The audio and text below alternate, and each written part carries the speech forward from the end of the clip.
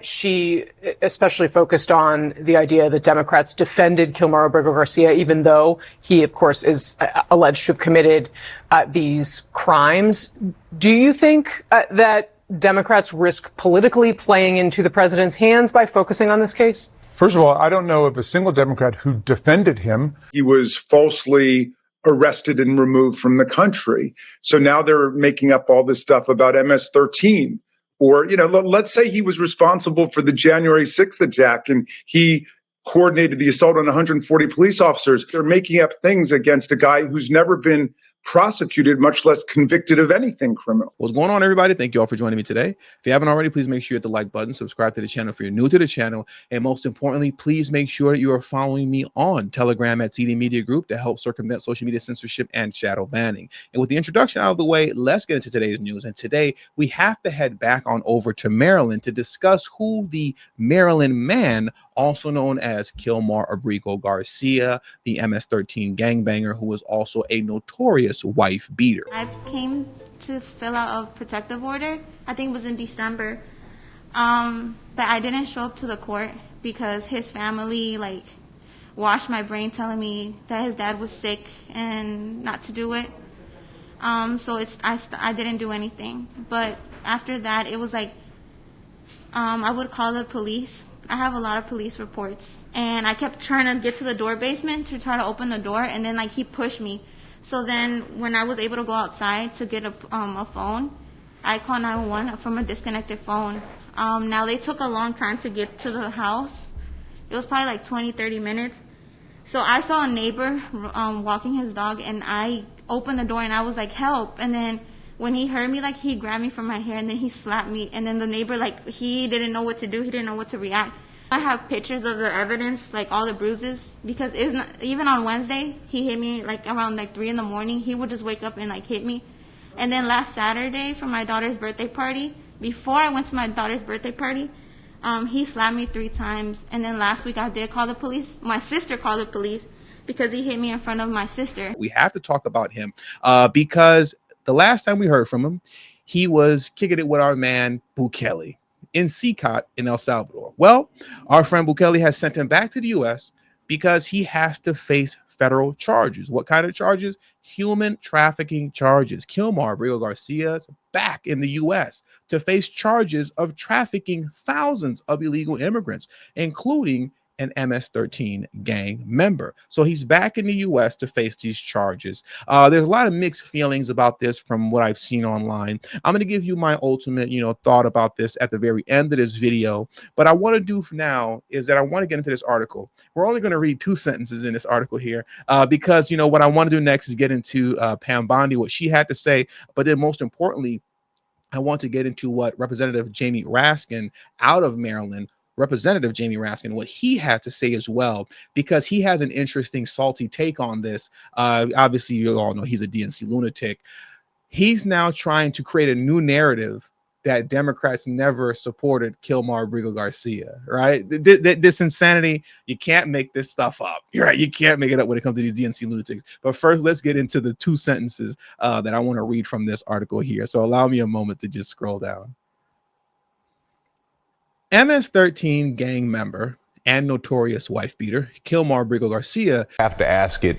You did take out a temporary order of protection against your husband in 2021. Were you in fear of your husband?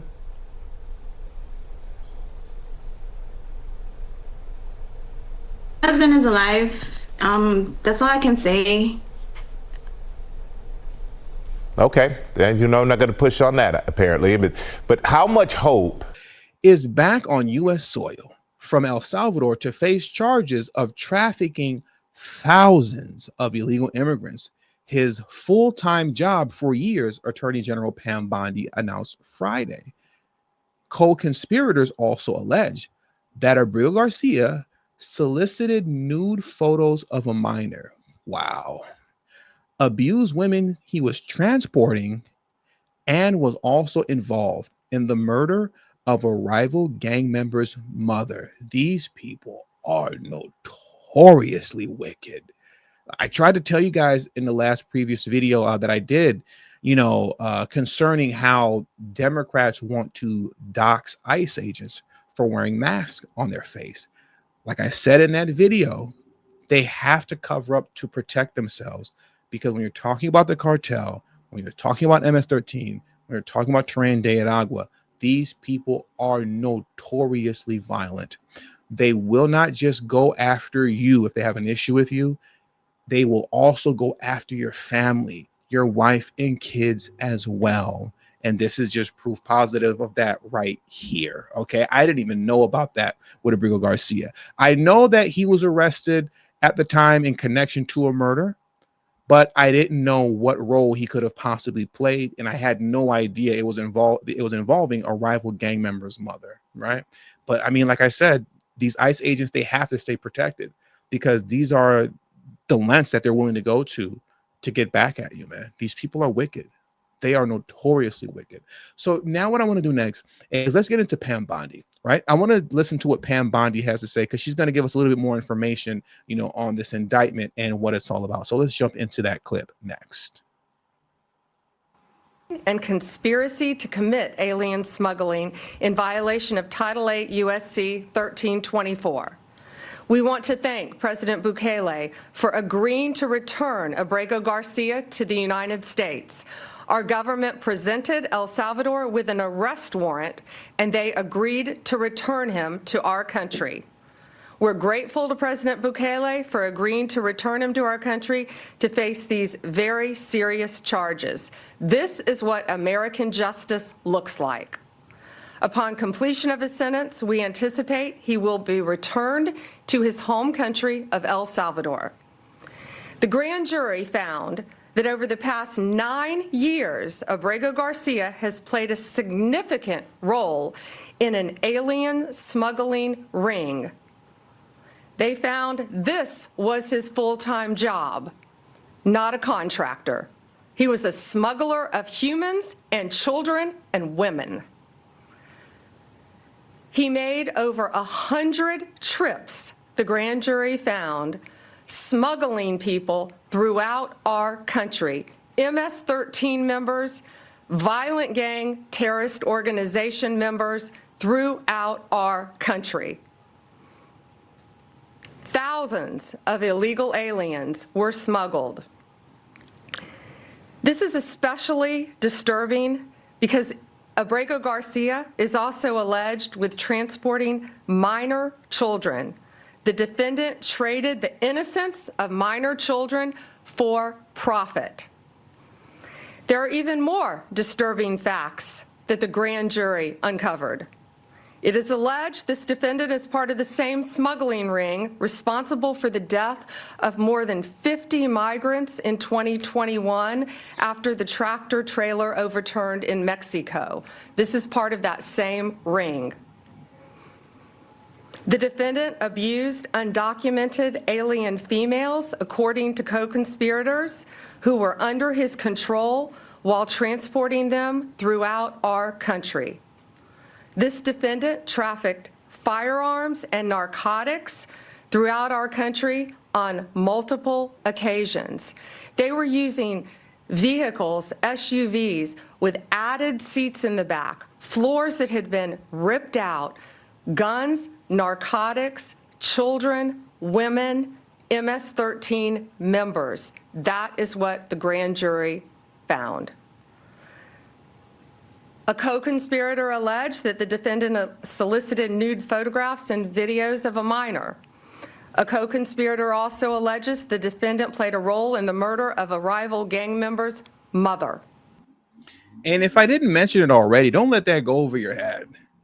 She keeps saying a co-conspirator of co-conspirator. What does that mean? They got a snitch, ladies and gentlemen. It's over with for Kilmar. They got a snitch. They got somebody who's talking. He is singing like a bird.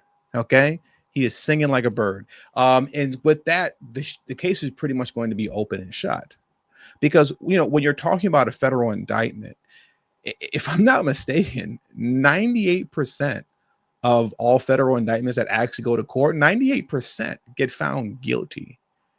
Only 2% actually make it to court, because the overwhelming majority, somewhere around a little over 90% of those who get hit with federal indictments plead out. They plead guilty. They just say, you know what, forget about it. I'm not even trying to go to court, because obviously we all know how plea bargains and stuff like that work. Basically, if you make us go to court and spend all this money and resources and waste all this time, and we find you guilty of what we know you're guilty of, we are going to body slam you with an enormous amount of years in prison. Or you can take the plea deal for a relatively significantly less amount of time.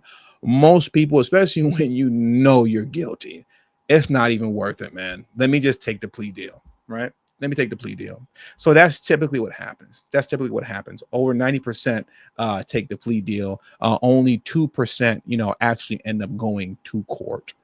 Most of the times, right? That's the case. So it's pretty much over and done with. Now, before I give you my final thoughts on this, on whether or not this is a good or bad move by the Trump administration, because like I said, I've seen a lot of mixed feelings about this online. What I want to do next is I want to get into Representative Jamie Raskin from Maryland, right?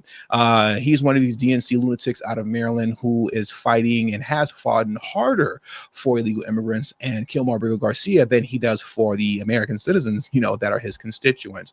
Well, they're now trying to remix the story, now that this has come around to slap them in the mouth. Now, all of a sudden, hey, we never supported Kilmar Abrego Garcia. That's not what we did. We didn't support someone who was a convicted criminal.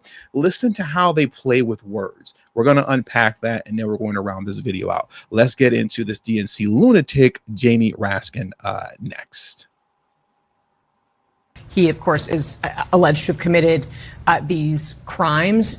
Do you think that Democrats risk politically playing into the president's hands by focusing on this case? First of all, I don't know of a single Democrat who defended him specifically against any crimes, because he wasn't charged with any crimes. He doesn't have any criminal history, to my knowledge, or a criminal record, and there were no charges outstanding when he got unceremoniously picked up and flown out of the country. I mean, that's called a disappearance. That's what happens in authoritarian societies. They obviously want to make this about whether or not he ends up being a good guy or a bad guy, but it's not a moral question. It's a legal question. It's a constitutional question of whether the government can pick people up and take them out of the country. And I think the Supreme Court has been fairly emphatic about this. Due process is for everybody. Sometimes I hear my MAGA colleagues say, you're for due process for guilty people? Well, yeah, because we don't know if they're guilty or they're innocent until we've had due process. That's the whole point of due process.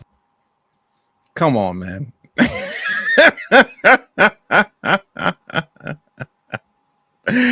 Listen, man, don't try to walk it back now.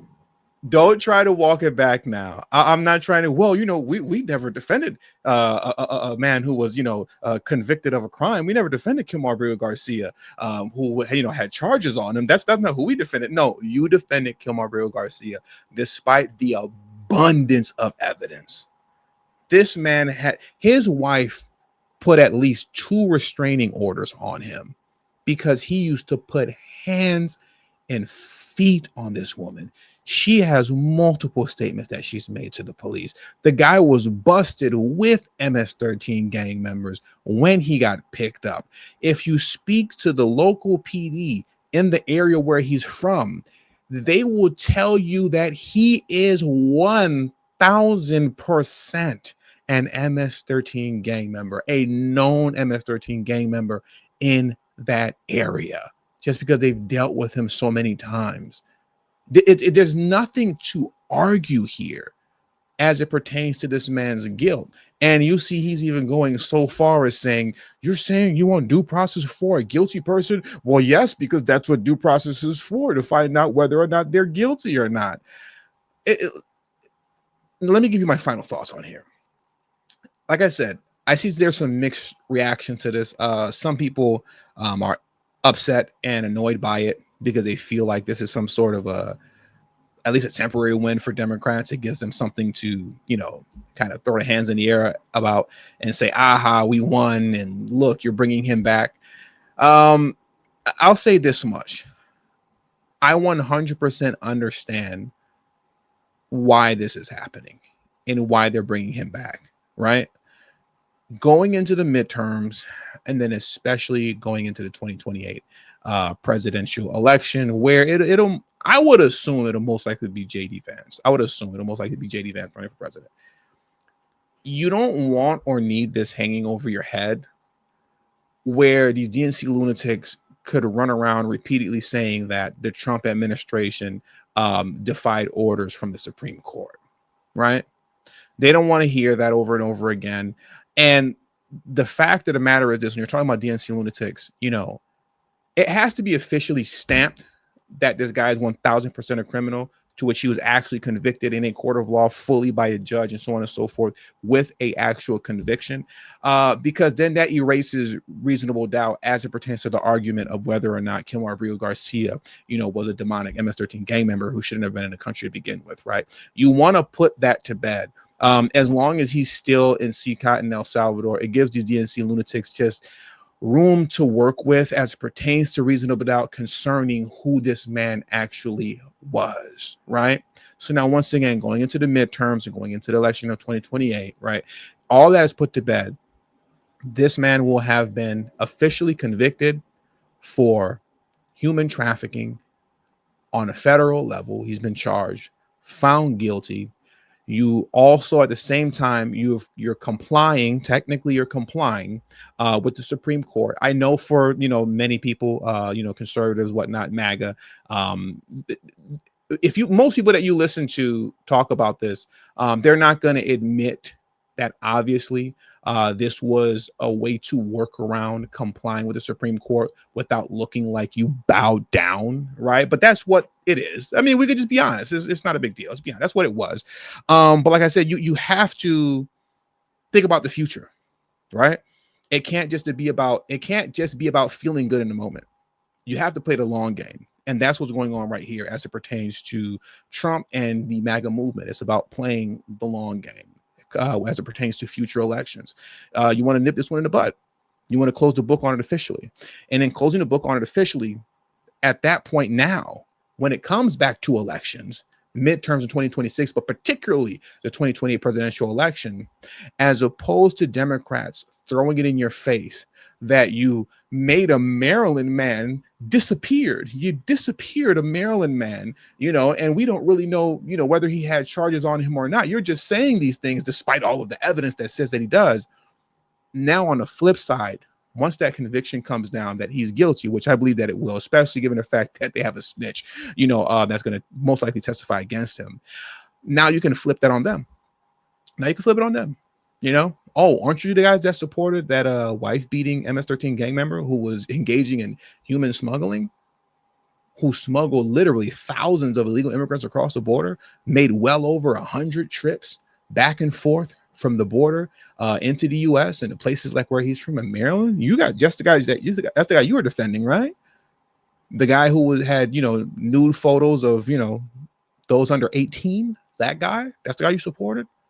The one who was abusing the women that he was trafficking. That's the guy, right? That's the guy you supported, right? The guy who was putting hands and feet on his wife and she put multiple restraining orders on him. That's the guy that you were supporting, wasn't it? Can I say it again? Say it one more time, please. Oh, that's what I thought. So that's the point of this.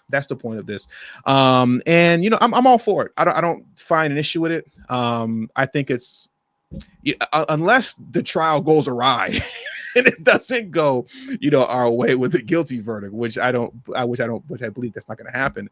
To me, this is a very smart play. Once again, you got to think long term, not short term. It can't be about feeling good right now in the moment and feeling like, oh, I hate that Democrats feel like they got a victory. It's not about all that, man. It's about the long game. It's about elections to come. So with all that being said, I find no fault with this. I think it's a great play. And that does it for today's news. So please hit the like button on your way out. Subscribe to the channel if you're new to the channel. Share this video on your social media platforms. And also do not forget to follow me on Telegram at TD Media Group. The link to my Telegram is in the description box below and pinned in the comment section as well. Thank you all for your time. Until the next video, peace and have a great afternoon.